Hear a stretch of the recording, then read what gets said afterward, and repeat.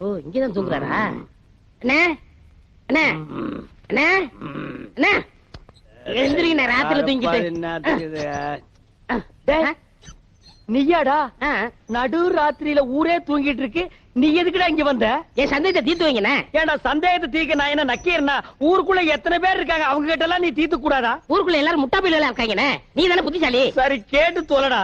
அண்ணே மாம்பழத்துக்கு கொட்டை இருக்கு, பலாப்பழத்துக்கு கொட்டை இருக்கு, வேப்பம்பழத்துக்கு கொட்டை இருக்கு, புளியம்பழத்துக்கு கொட்டை இருக்கு. இந்த ஞானப்பழத்துக்கு கொட்டை இருக்கா இல்லையாண்ணே? அண்ணே சொல்லுங்கண்ணே. உனக்கு நான் என்னடா துரோகம் பண்ண? நடு ராத்திரியில எழுப்பி ஞான பழத்துக்கு கொட்டை இருக்கான்னு கேக்குறீங்க. என்ன பார்த்தா இந்த மாதிரி கேள்விதான் கேட்கணும் உனக்கு தோணுமா? டேய், அத கையில வாங்கின புள்ளையா இருக்கே, அந்த பழத்துல கொட்டை இருக்கா இல்லையான்னு சந்தேகம் இல்ல. உனக்கு ஏண்டா வந்தது? ஞான பழத்துல கொட்டை இருந்தா என்ன, இல்லன்னா என்ன, வாங்கி சப்பிட்டு போக வேண்டியதானே.